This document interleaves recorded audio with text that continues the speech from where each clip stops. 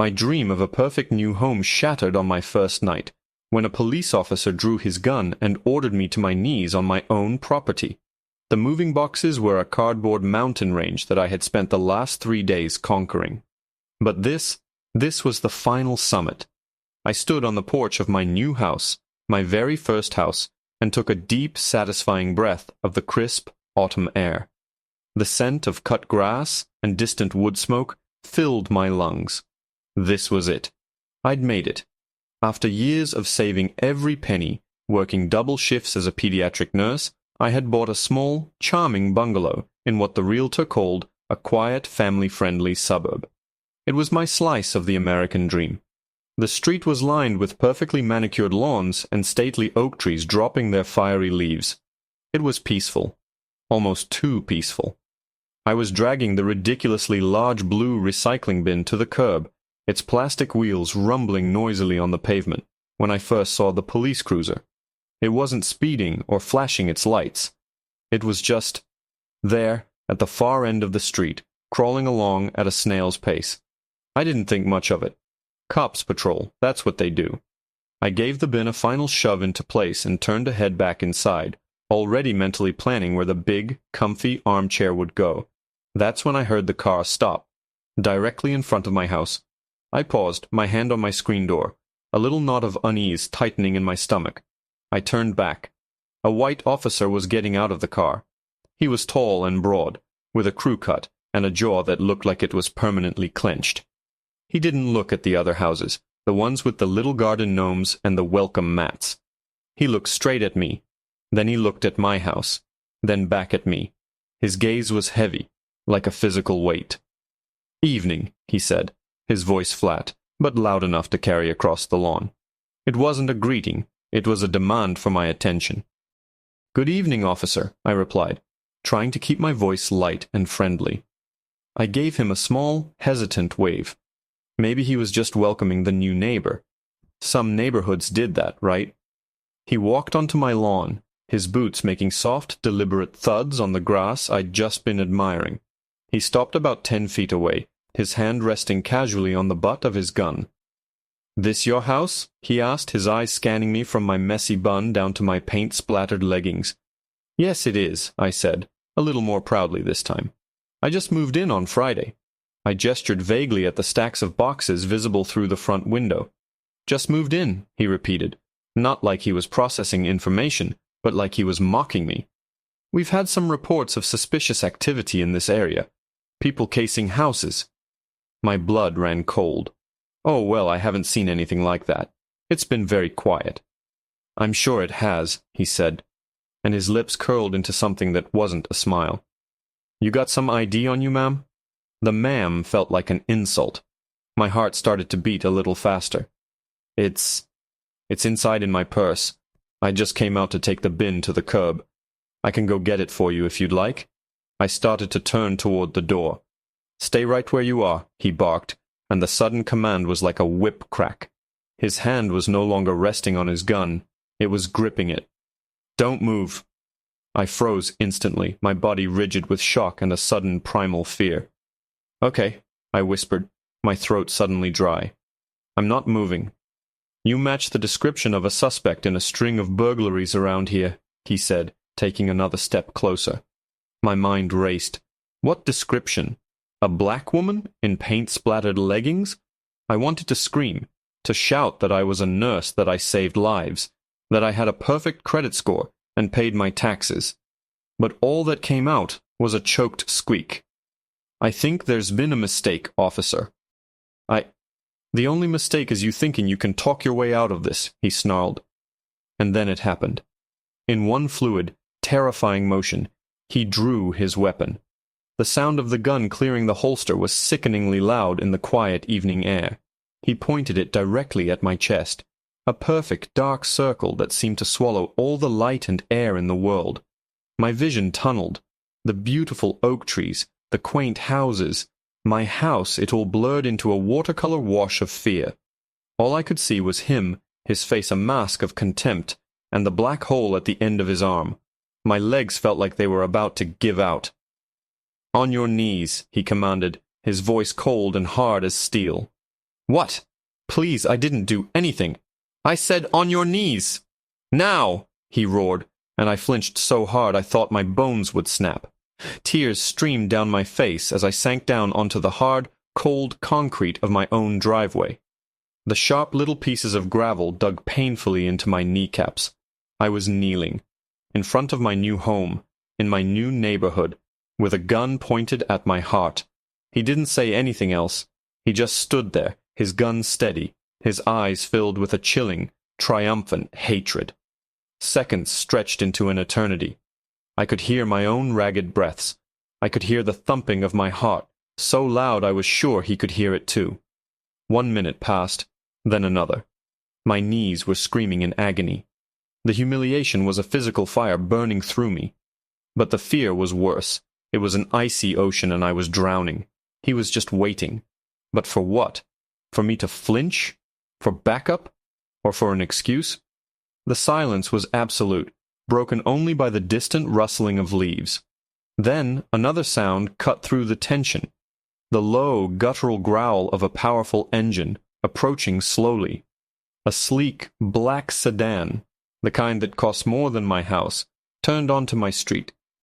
It slowed as it neared my driveway, its headlights cutting through the twilight and pinning us both in their glare.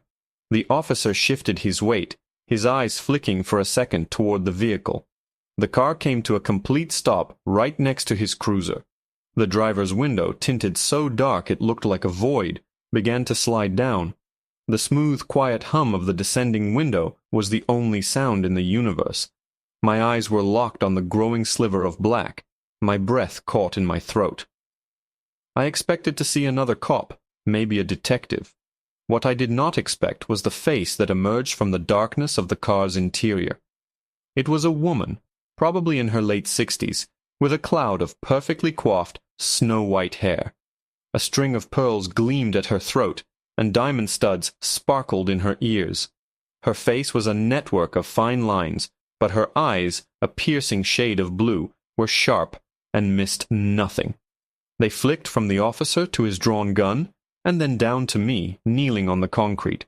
Her lips, painted a tasteful shade of coral, thinned into a line of profound disapproval. She didn't speak to me. She addressed the officer, and her voice was like ice chips clinking in a crystal glass. "Officer Miller, what precisely do you think you're doing?" The cop, Miller, flinched as if he'd been struck. He knew her. That much was obvious from the way his shoulders tensed, and a faint flush crept up his thick neck. He didn't lower his gun, but his aim wavered for a fraction of a second. "Ma'am, this is an active police situation.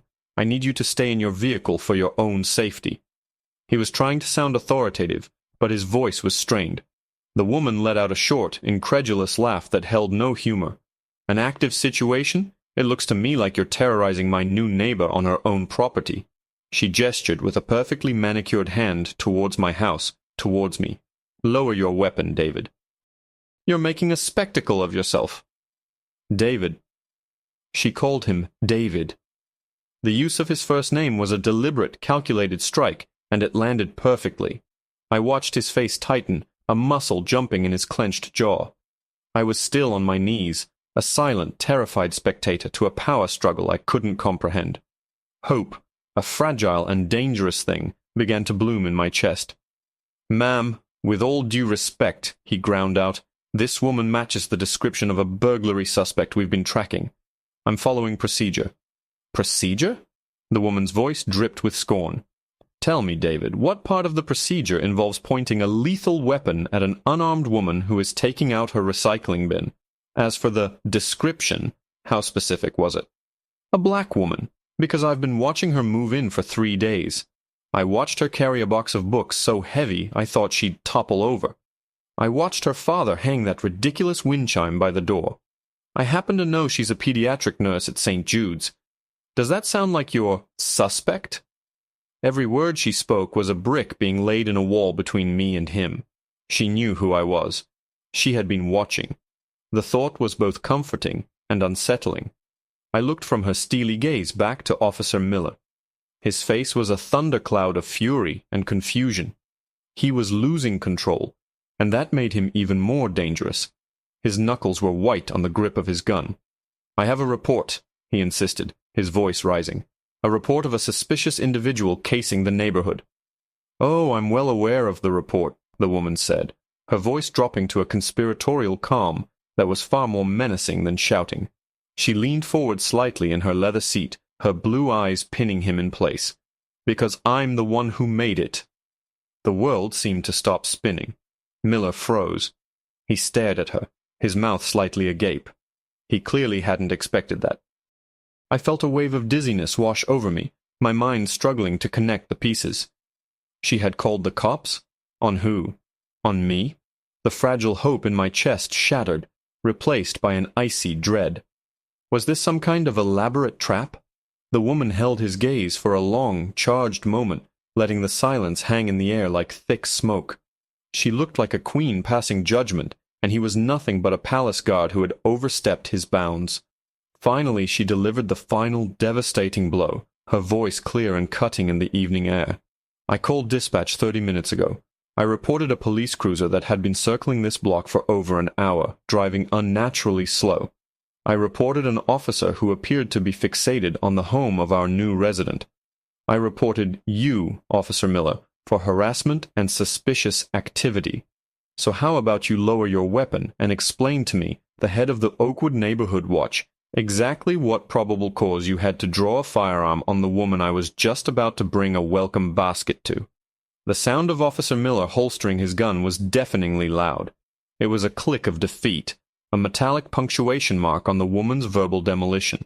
The weapon disappeared, but the threat of it remained, a phantom limb pointed at my heart. He didn't look at me. He couldn't. His gaze was fixed on the woman in the car, his face a mottled canvas of rage and humiliation. The power had shifted so completely, so seismically, that the air itself felt different. I was still on my knees, the gravel biting into my skin, but the crushing weight of fear had eased just enough for me to breathe. "Mrs. Gable," he finally managed to say, his voice thick. The name hung in the air, loaded with significance. This was not just any neighbor. This was Mrs. Gable. I was just being cautious. The description was vague, and you know it, David," she cut him off, her tone leaving no room for argument. "You saw a black woman in a neighborhood you're not used to seeing one in, and you assumed the worst. You let your prejudice write a story in your head, and you nearly made it a tragedy. This," she said, her voice dropping to a low, dangerous growl, "is exactly the kind of behavior that gets this town sued, and gets officers fired." The threat was clear. It wasn't just a neighbor telling a cop off. It was a woman who knew the system, who knew the pressure points, and wasn't afraid to apply force. I watched Miller's jaw work silently. He looked like a cornered animal, searching for an escape route that didn't exist. He had played his hand, and he had lost spectacularly. "Now," Mrs. Gable continued, her voice returning to its icy, commanding tone, "I believe you owe this woman an apology. And then you will get in your car and leave my street." An apology. The thought was almost absurd. What apology could possibly cover the terror of the last 10 minutes?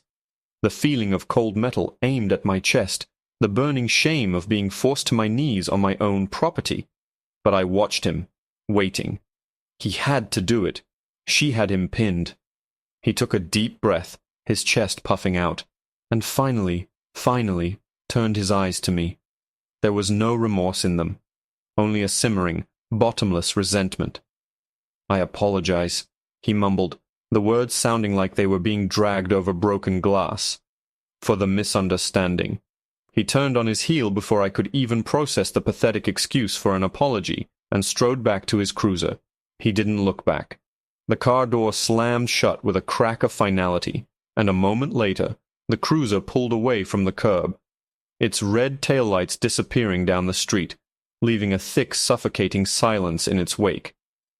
The black sedan's engine continued to hum softly. For a moment, neither of us moved. I was still on the ground, my legs numb, my mind reeling. The driver's side door of the sedan opened and Mrs. Gable emerged.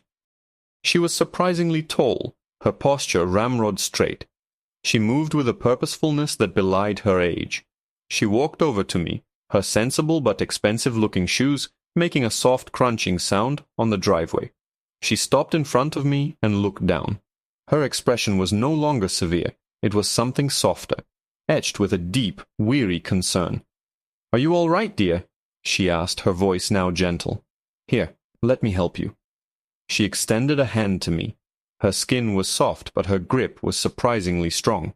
I took it, and she pulled me to my feet. My knees buckled, and I would have fallen if she hadn't held me steady.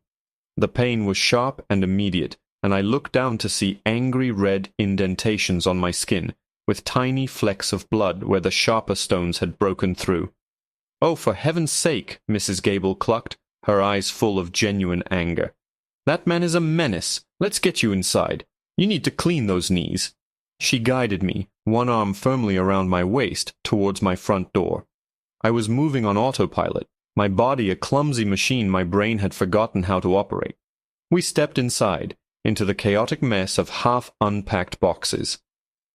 Mrs. Gable didn't seem to notice. She led me straight to the kitchen, sat me down on one of the dining chairs I hadn't assembled yet, and began opening my own boxes, the ones marked kitchen and bathroom, with an unnerving efficiency. "First aid kit." "Ah, here we are," she murmured, pulling out the small plastic case. She knelt. This elegant, powerful woman knelt on my floor and began to gently clean the scrapes on my knees with an antiseptic wipe.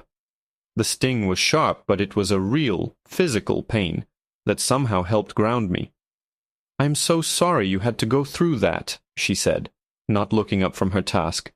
"David Miller has been a problem for years, a bully with a badge. His father was the police chief for 30 years, and David thinks the badge gives him a crown." She finished dabbing my knees and looked up at me, her blue eyes searching my face. "Your name is Alani, isn't it?" I just nodded, my voice still lost somewhere in my throat. "I'm Eleanor Gable. I live in the big gray house at the end of the cul-de-sac." She gave me a small, wry smile. "As you've gathered, I'm the neighborhood busybody." She stood up, dusting off her slacks. "I promise you, Alani, this is a good neighborhood. He is not representative of who we are. But I need you to do something for me. I need you to file a formal complaint. I'll be a witness.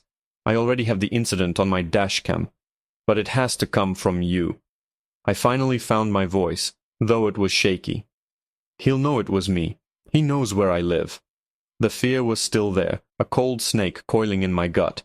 Eleanor's face hardened again, the soft grandmotherly look vanishing, replaced by the formidable woman from the car. "Let me worry about Officer Miller," she said, her voice dropping, taking on a tone that brooked no argument. "He won't bother you again. In fact, I'd be very surprised if he's still employed by the end of the week. This wasn't just a random act of racism, Alani. He was sending a message. And not just to you." A chill went down my spine that had nothing to do with the evening air.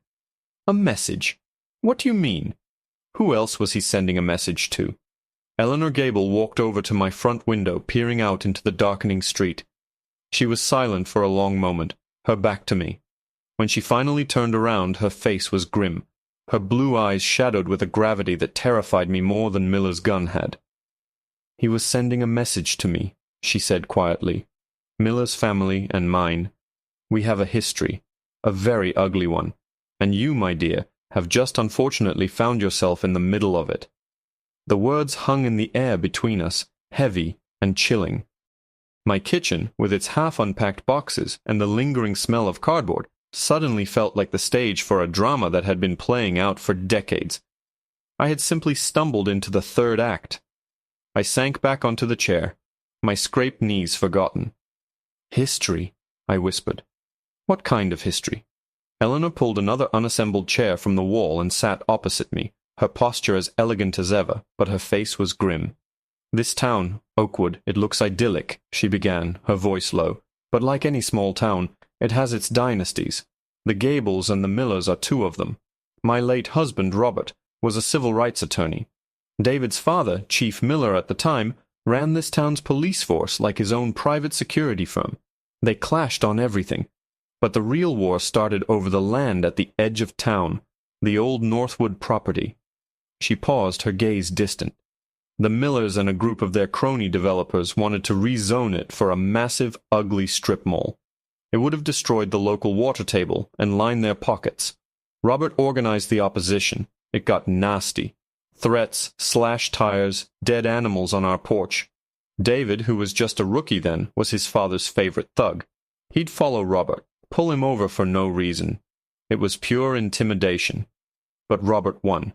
He not only stopped the development, he exposed the bribery scheme behind it.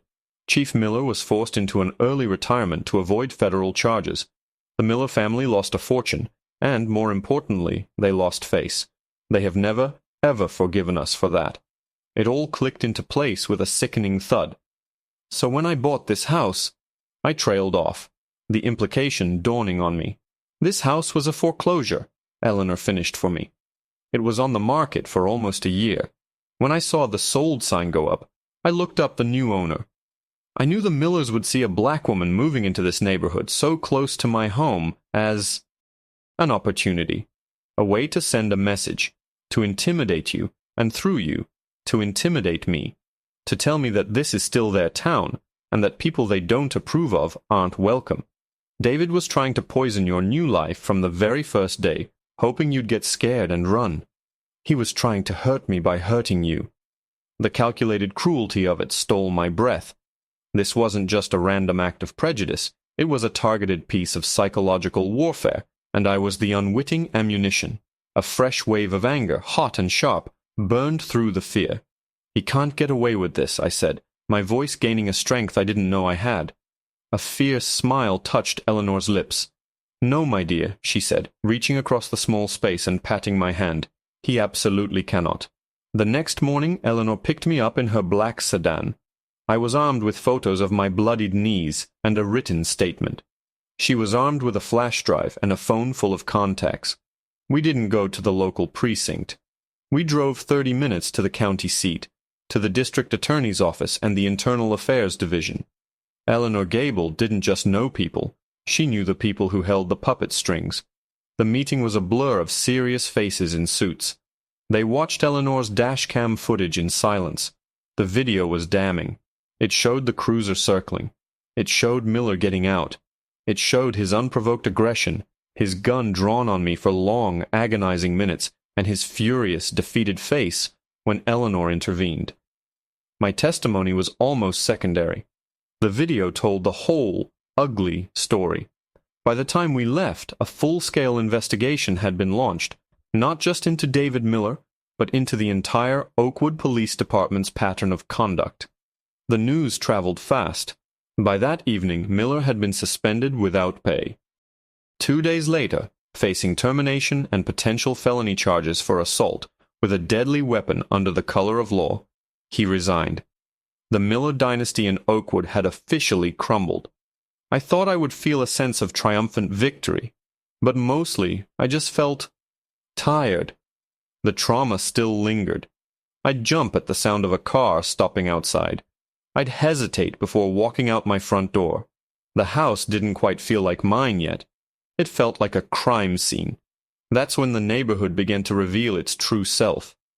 The day after the story hit the local news, a woman from 3 houses down, a bubbly blonde named Sarah, came by with a lasagna so big it could have fed an army.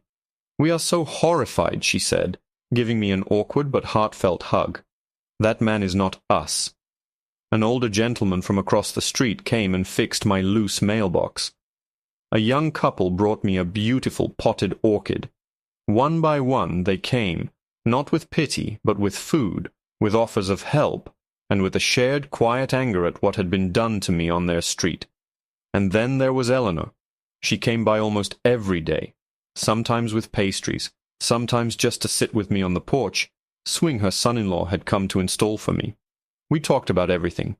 My work at the hospital, her late husband, our shared love for gardening. She wasn't just my rescuer anymore. She was my friend. About a month later, I was sitting on that swing, a cup of tea in my hand, watching the last of the autumn leaves drift down. My house was finally unpacked. My armchair was in the perfect spot by the window. The ridiculous wind chime my father had hung chimed softly in the breeze. For the first time, the sound didn't make me think of what happened that night. It just sounded like home. Eleanor walked up the driveway, holding a wicker basket. "A belated welcome to the neighborhood gift," she said with a smile, handing it to me. It was filled with a bottle of wine, local cheese, and a jar of what looked like homemade jam. "Thank you, Eleanor," I said, my voice thick with emotion, "for everything." She sat beside me on the swing. "You know," she said, looking out at the peaceful street, "the Millers thought they could scare people away from this place. They thought they owned it. But a community isn't about who has the oldest name or the biggest house. It's about who shows up, who brings the lasagna, who fixes the mailbox." She turned to me, her blue eyes clear and bright. "It's about who stands with their neighbor. Welcome home, Alani." And as we sat there swinging gently in the crisp afternoon air, I knew she was right. I hadn't just bought a house. I had found a home. And it was even better than the one in my dreams.